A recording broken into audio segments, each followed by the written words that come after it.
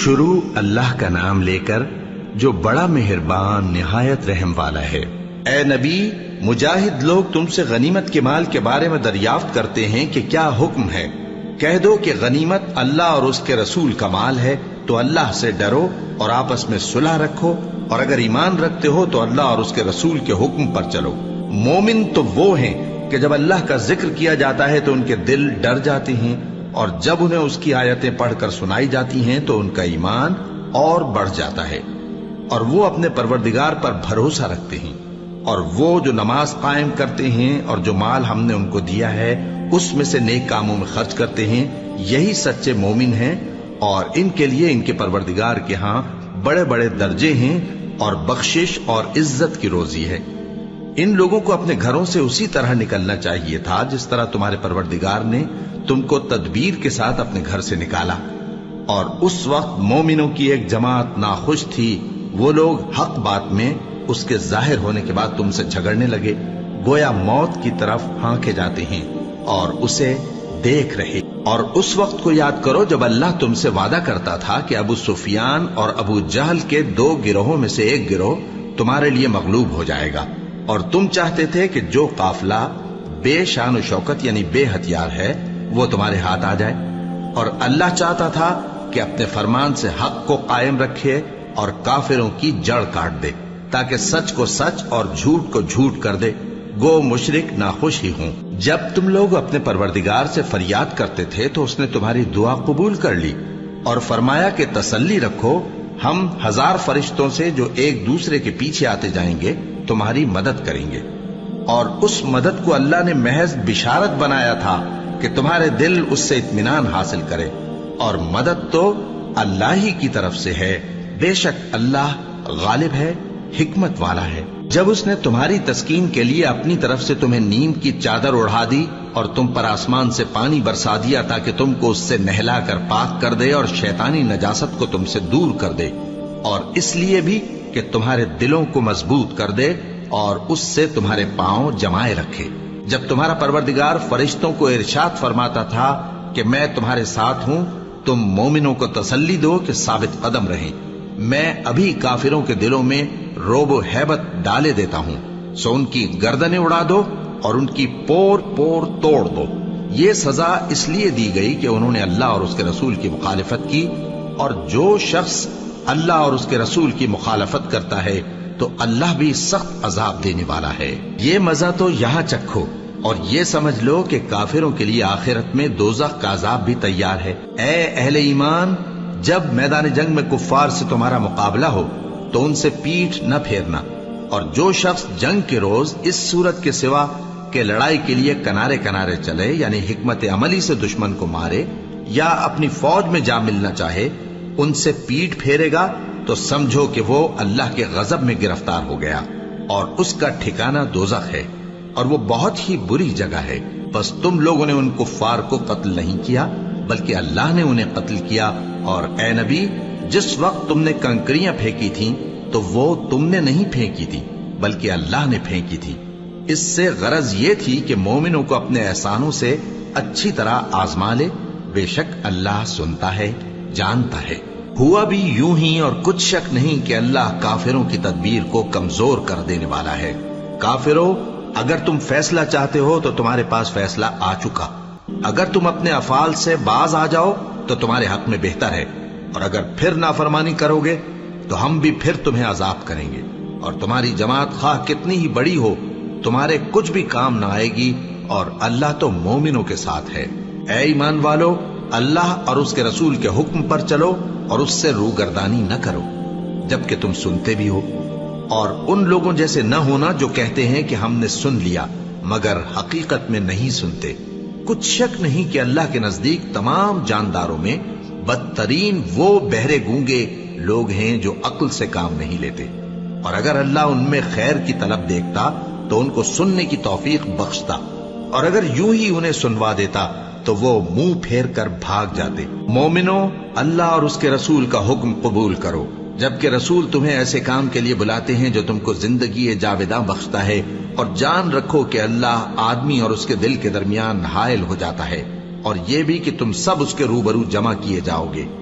اور اس فتنے سے ڈرو جو خصوصیت کے ساتھ انہی لوگوں پر واقع نہ ہوگا جو تم میں گناہگار ہیں، اور جان رکھو کہ اللہ سخت عذاب دینے والا ہے۔ اور اس وقت کو یاد کرو جب تم زمین مکہ میں قلیل اور ضعیف سمجھے جاتے تھے اور ڈرتے رہتے تھے کہ لوگ تمہیں اڑا نہ لے جائیں، یعنی ختم نہ کر دیں، تو اس نے تم کو جگہ دی اور اپنی مدد سے تم کو تقویت بخشی اور پاکیزہ چیزیں کھانے کو دیں تاکہ اس کا شکر کرو۔ اے ایمان والو، نہ تو اللہ اور رسول سے خیانت کرو اور نہ اپنی امانتوں میں خیانت کرو، اور تم ان باتوں کو جانتے ہو، اور جان رکھو کہ تمہارا مال اور اولاد بڑی آزمائش ہے، اور یہ کہ اللہ کے پاس نیکیوں کا بڑا ثواب ہے۔ مومنو، اگر تم اللہ سے ڈرو گے تو وہ تمہارے لیے حق و باطل کا فرق ظاہر کر دے گا اور تمہارے گناہ مٹا دے گا اور تمہیں بخش دے گا، اور اللہ بڑے فضل والا ہے۔ اور اس وقت کو یاد کرو جب کافر لوگ تمہارے بارے میں چال چل رہے تھے کہ تم کو قید کر دیں یا جان سے مار دیں یا وطن سے نکال دیں، تو ادھر تو وہ چال چل رہے تھے اور ادھر اللہ تدبیر کر رہا تھا، اور اللہ بہترین تدبیر کرنے والا ہے۔ اور جب ان کو ہماری آیتیں پڑھ کر سنائی جاتی ہیں تو کہتے ہیں یہ کلام ہم نے سن لیا ہے، اگر ہم چاہیں تو اسی طرح کا کلام ہم بھی کہہ دیں، اور یہ ہے ہی کیا، صرف اگلے لوگوں کی حکایتیں ہیں۔ اور جب انہوں نے کہا کہ اے اللہ، اگر یہ قرآن تیری طرف سے برحق ہے تو ہم پر آسمان سے پتھر برسا یا کوئی اور تکلیف دینے والا عذاب بھیج دے۔ اور اللہ ایسا نہ تھا کہ جب تک اے پیغمبر تم ان میں تھے انہیں عذاب دیتا، اور نہ ایسا ہے کہ وہ تو بخشش مانگیں اور اللہ انہیں عذاب دے۔ اور اب ان کے لیے کون سی وجہ ہے کہ وہ انہیں عذاب نہ دے، جبکہ وہ مسجد حرام میں نماز پڑھنے سے روکتے ہیں، جبکہ وہ اس مسجد کے متولی بھی نہیں ہیں۔ اس کے متولی تو صرف پرہیزگار ہیں، لیکن ان میں کے اکثر نہیں جانتے۔ اور ان لوگوں کی نماز خانہ کعبہ کے پاس سیٹیاں اور تالیاں بجانے کے سوا کچھ نہ تھی، تو تم جو کفر کرتے تھے اب اس کے بدلے عذاب کا مزہ چکھو۔ جو لوگ کافر ہیں اپنا مال خرچ کرتے ہیں کہ لوگوں کو اللہ کے رستے سے روکیں، سو ابھی اور خرچ کریں گے، مگر آخر وہ خرچ کرنا ان کے لیے موجب افسوس ہوگا، اور وہ مغلوب ہو جائیں گے، اور کافر لوگ دوزخ کی طرف ہانکے جائیں گے تاکہ اللہ پاک سے ناپاک کو الگ کر دے اور ناپاک کو ایک دوسرے پر رکھ کر ایک ڈھیر بنا دے، پھر اس کو دوزخ میں ڈال دے۔ یہی لوگ خسارہ پانے والے ہیں۔ اے پیغمبر، کفار سے کہہ دو کہ اگر وہ اپنے افعال سے باز آ جائیں تو جو ہو چکا وہ انہیں معاف کر دیا جائے گا، اور اگر پھر وہی حرکات کرنے لگیں گے تو اگلے لوگوں کا جو طریقہ جاری ہو چکا ہے وہی ان کے حق میں بھی برتا جائے گا۔ اور ان لوگوں سے لڑتے رہو یہاں تک کہ فتنہ یعنی کفر کا فساد باقی نہ رہے اور دین سب اللہ ہی کا ہو جائے، اور اگر وہ باز آ جائیں تو اللہ ان کے کاموں کو دیکھ رہا ہے، اور اگر روگردانی کریں تو جان رکھو کہ اللہ تمہارا حمایتی ہے، اور وہ خوب حمایتی اور خوب مددگار ہے۔ اور جان رکھو کہ جو مال غنیمت تم کفار سے حاصل کرو اس میں سے 5واں حصہ اللہ کا اور اس کے رسول کا اور اہل قرابت اور یتیموں کا اور محتاجوں کا اور مسافروں کا ہے۔ اگر تم اللہ پر اور اس نصرت پر ایمان رکھتے ہو جو حق و باطل میں فرق کرنے کے دن یعنی جنگ بدر میں جس دن دونوں فوجوں میں مٹ بھیڑ ہو گئی تھی، ہم نے اپنے محبوب بندے محمد صلی اللہ علیہ وآلہ وسلم پر نازل فرمائی، اور اللہ ہر چیز پر قادر ہے۔ جس وقت تم مدینے سے قریب کے ناکے پر تھے اور کافر دور کے ناکے پر، اور قافلہ تم سے نیچے اتر گیا تھا، اور اگر تم جنگ کے لیے آپس میں قرارداد کر لیتے تو وقت معین پر جمع ہونے میں تقدیم و تاخیر ہو جاتی، لیکن اللہ کو منظور تھا کہ جو کام ہو کر رہنے والا تھا اسے کر ہی ڈالے، تاکہ جو مرے بصیرت پر یعنی یقین جان کر مرے، اور جو جیتا رہے وہ بھی بصیرت پر یعنی حق پہچان کر جیتا رہے۔ اور کچھ شک نہیں کہ اللہ سنتا ہے، جانتا ہے۔ اس وقت اللہ نے تمہیں خواب میں کافروں کو تھوڑی تعداد میں دکھایا تھا، اور اگر بہت کر کے دکھاتا تو تم لوگ جی چھوڑ دیتے اور جو کام درپیش تھا اس میں جھگڑنے لگتے، لیکن اللہ نے تمہیں اس سے بچا لیا، بے شک وہ سینوں کی باتوں تک سے واقف ہے۔ اور اس وقت جب تم ایک دوسرے کے مقابل ہوئے تو کافروں کو تمہاری نظروں میں تھوڑا کر کے دکھاتا تھا اور تم کو ان کی نگاہوں میں تھوڑا کر کے دکھاتا تھا، تاکہ اللہ کو جو کام کرنا منظور تھا اسے کر ڈالے، اور سب کاموں کا رجوع اللہ ہی کی طرف ہے۔ مومنو، جب کفار کی کسی جماعت سے تمہارا مقابلہ ہو تو ثابت قدم رہو اور اللہ کو بہت بہت یاد کرو تاکہ مراد حاصل کر لو، اور اللہ اور اس کے رسول کے حکم پر چلو، اور آپس میں جھگڑا نہ کرنا کہ ایسا کرو گے تو تم بزدل ہو جاؤ گے اور تمہاری ہوا اکھڑ جائے گی، اور صبر سے کام لو کہ اللہ صبر کرنے والوں کا مددگار ہے۔ اور ان لوگوں جیسے نہ ہونا جو اتراتے ہوئے یعنی حق کا مقابلہ کرنے کے لیے اور لوگوں کو دکھانے کے لیے گھروں سے نکل آئے اور لوگوں کو اللہ کی راہ سے روکتے ہیں، اور جو اعمال یہ کرتے ہیں اللہ ان کا احاطہ کیے ہوئے ہے۔ اور جب شیطان نے ان کے اعمال ان کو آراستہ کر دکھائے اور کہا کہ آج کے دن لوگوں میں سے کوئی تم پر غالب نہ ہوگا اور میں تمہارا رفیق ہوں، لیکن جب دونوں فوجیں ایک دوسرے کے مقابل صف آرا ہوئیں تو پسپا ہو کر چل دیا اور کہنے لگا کہ مجھے تم سے کوئی واسطہ نہیں، میں تو ایسی چیزیں دیکھ رہا ہوں جو تم نہیں دیکھ سکتے، مجھے تو اللہ سے ڈر لگتا ہے